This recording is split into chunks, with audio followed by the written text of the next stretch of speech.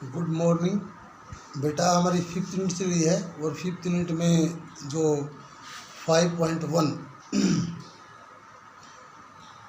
आज का जो टॉपिक है वो है गामक विकास को प्रभावित करने वाले कारक। कि जो बच्चों में गामक विकास होता है बच्चों का, तो उसमें ऐसे कौन कौन से कारक हैं जो उसको प्रभावित करते हैं, यानी उसको रोकते हैं उनका विकास होने से, या उनको विकास के लिए वो चीज़ें ज़रूरी हैं। इसमें सबसे पहले है वंशानुक्रम।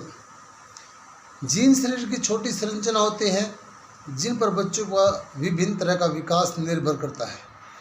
सभी जैविक तंत्रों की कार्य क्षमता पर जीन पर निर्भर करती है, यानी जो हमारे जितने भी तंत्र हैं सभी की जो कार्य क्षमता है, उनके कार्य करने की क्षमता है, वो जीन पर निर्भर करती है कि हमारे जीन कैसे हैं। बच्चों पर उनके माँ बाप और स्वयं की आनुवंशिक दोनों का प्रभाव पड़ता है। यदि आनुवंशिक कमजोरियाँ हैं तो अन्य समान उम्र वाले बच्चों के मुकाबले मोटर कौशल विकास की गति धीमी होगी। यानी कुछ बच्चों के अंदर अगर कोई कमजोरियाँ हैं आनुवंशिक, कोई पारिवारिक हेरिडिटी प्रॉब्लम्स है, उसके अंदर कमजोरी है, तो उस बच्चे का विकास अन्य उसी उम्र के जो उसके उम्र के बच्चे हैं उनके अपेक्षा उसकी गति है जो विकास की धीमी होगी, कम होगी। उदाहरण के लिए यदि किसी बच्चे का पेशीय टोन कमज़ोर है या उसे स्वास्थ्य संबंधी समस्याएं हैं, तो समान उम्र के अन्य बच्चों के मुकाबले उसका जो विकास है क्या होगा, धीमा होगा, धीरे धीरे उसका मतलब कम होगा उसका। जो नेक्स्ट है वो है वातावरण, इन्वायरमेंट। किसी भी बच्चे का, कोई वयस्क है या छोटा बच्चा है, अगर हम किसी के वयस्क का अगर शरीर स्वस्थ है, साफ सुथरा है, उसका विकास की जो गामक विकास का अच्छा है, तो वो सबसे अच्छा डिपेंड करता है इन्वायरमेंट पे। इन्वायरमेंट हमारी जो हेरिडिटी है उसको भी चेंज कर सकता है। इन्वायरमेंट किसी भी विकास के लिए, शारीरिक विकास के लिए इन्वायरमेंट बहुत ही ज़रूरी है। प्रोत्साहन, प्यार और सुरक्षा बच्चों के जोखिम उठाकर उसे अपने आसपास के वातावरण की खोज करने और अधिक जानने की में सहायता करता है, जिससे बच्चों के बेहतर संवेदनात्मक विकास होता है, स्वास्थ्य वातावरण का निर्माण होता है। अतः व्यक्तिगत संबंध बनते हैं जिससे एक बालक का व्यक्तिगत विकास होता है। अगर इन्वायरमेंट अच्छा है तो बच्चे का जो शारीरिक विकास है, गामक विकास है, वो क्या होगा, बहुत ही जल्दी होगा और अच्छा होगा, जिससे वो स्वस्थ रह सके। नंबर 3 पे है पोषण, न्यूट्रिशन। इन्वायरमेंट के साथ साथ अगर इन्वायरमेंट अच्छा है और पोषण गलत है तो भी बच्चे का जो विकास है वो धीमा हो सकता है। इन्वायरमेंट के साथ साथ अगर हमारा पोषण, जो हमारे खाने संबंधी पदार्थ हैं, वो सभी अच्छे होने चाहिए। एक बच्चे को अगर बचपन से ही उसके खान पान का ध्यान अच्छा रखा जाए, उसको उसके उम्र से संबंधित, उम्र के आधार पर उसको अच्छे पौष्टिक आहार मिले, अच्छा दूध मिले, खान पान की सभी व्यवस्था उसके विकास के लिए जो आवश्यक है वो उसे प्राप्त हो, तो वो उस बच्चे का जो विकास है बहुत ही अच्छा होगा, उसके विकास में कोई समस्या पैदा नहीं होगी। नंबर 4 पे है अवसर। अवसर का मतलब है खेल के अवसर पर मिलने, ज्ञान प्राप्त करने के संवेदनात्मक गामक गतिविधियों का बेहतर विकास होता है। बच्चों की फुर्ती, संतुलन, समन्वयता, शक्ति और गति का विकास करने के लिए अवसर मिलते हैं। देखो बेटा, क्या है, हमारा शरीर जब विकास करता है तो हमारे शरीर के अंदर ग्रोथ होती है। ग्रोथ और डेवलपमेंट जब शरीर के अंदर होते हैं तो उसके अंदर हमारी बॉडी में 5 कंपोनेंट्स, हम कोई भी काम करते हैं कैसे, चाहे वो खेल कूद का काम है या किसी हमारे दैनिक दिनचर्याएँ हैं या खेत का काम है, कोई भी काम है, उसमें उसको करने के लिए हमारी बॉडी में 5 कंपोनेंट्स हैं जो कि इसने बताए हैं, इसमें लिखे हैं। ये है समन्वय, कोऑर्डिनेशन यानी तालमेल, लचीलापन, फ्लेक्सिबिलिटी, शक्ति, स्ट्रेंथ, स्पीड और इंडोरेंस।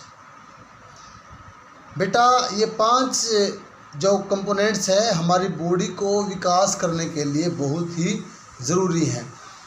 जितना अधिक इन 5 का तालमेल होगा, इनके अंदर सहन मतलब करने की क्षमता अधिक होगी, तो बॉडी के अंदर विकास भी उतना ही, वृद्धि और विकास ही उतना अधिक होगा। इसलिए बच्चों को ये फ्लेक्सिबिलिटी के लिए, तालमेल के लिए, शक्ति के लिए, और उसको जो जिन चीज़ों से चीज़ें प्राप्त होती बॉडी में पैदा होती हैं, उसको ये अवसर देने चाहिए समय समय पर। नेक्स्ट है मुद्रा संबंधी विकृतियाँ। इसका मतलब क्या है? मुद्रा संबंधी विकृतियाँ जो तुमने पढ़ा होगा, हमारी बॉडी में जो डिसफॉर्मिटीज़ होती हैं, जैसे बो लेग, फ्लैट फुट, नो नी, ये सब क्या है? ये हमारी बॉडी के अंदर क्या है? विकृतियाँ हैं, सारी की सारी विकार हैं, वो विकृतियाँ हैं बॉडी के अंदर। ये कब पैदा होती हैं? जब बच्चा बचपन से लेके और एक वयस्क होने की उम्र तक उसका चलने का, बैठने का, लेटने का, सोने का, खेलने का, जो इसकी जो वो सभी क्या है तरीके गलत हैं, उनके आधार पर हमारी जो मुद्राएं हैं वो सारी की सारी गलत हो जाती हैं। इससे बच्चे का जो वृद्धि और विकास रुक जाता है। नेक्स्ट है संवेगात्मक विकास। संवेगात्मक विकास का अर्थ है संवेदन अंग जैसे सुनना, देखना, बोलना आदि सही प्रकार से काम करना न करना। संवेदी दुर्बलता वाले बच्चों को कोई भी चीज़ सीखने में काफ़ी समय लगता है। यानी एक बच्चे को सुनाई कम देता है तो उसको हम दिखाई तो दे रहा है लेकिन सुनाई कम दे रहा है।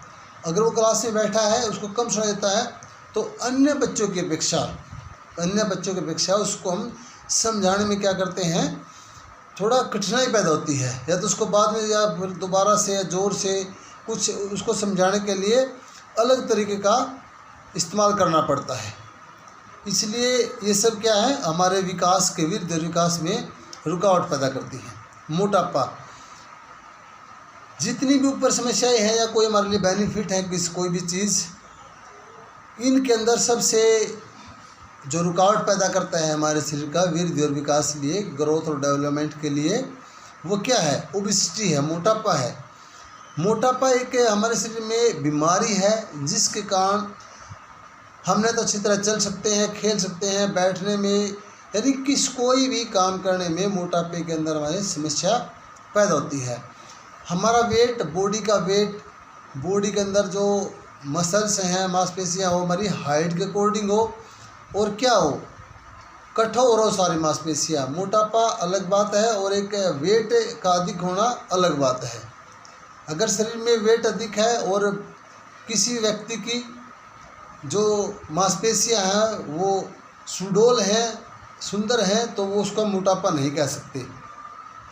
इसलिए मोटापा हमारे शरीर में, हमारे वृद्धि और विकास में, संवेदनात्मक क्रियाओं में, यानी हर एक बॉडी के हर एक विकास के लिए मोटापा बहुत ही हानिकारक है। नेक्स्ट है शारीरिक गतिविधियाँ। उन बच्चों का गामक विकास ज़्यादा होता है जो नियमित रूप से शारीरिक गतिविधियों में हिस्सा लेते हैं। यानी जो बच्चे समय समय पर किसी खेल कूद में या कोई भी घर का कार्य है या कोई भी गतिविधि है, चाहे वो गांव में खेल कूद है या बाहर स्कूल में खेल कूद है, या बचपन में बच्चे अपने मर्ज़ी से खेलते हैं, या जो बच्चे ज़्यादा एक्टिव होते हैं, उन बच्चों का जो विकास है वो अधिक होता है। नेक्स्ट है टीकाकरण। माँ और बच्चे दोनों का समय समय पर टीकाकरण संवेदी व गामक विकास सुविधाजनक बनने में मदद करता है। यानी जब बच्चा गर्भ से ही माँ को और बच्चे के लिए जो इंजेक्शन दिए जाते हैं, टीकाकरण किया जाता है, और डिलीवरी होने के बाद जो बच्चा जन्म लेता है उस समय भी उसको जो इंजेक्शन लगाए जाते हैं वो उसकी उसके वृद्धि और विकास के लिए बहुत ही ज़रूरी है।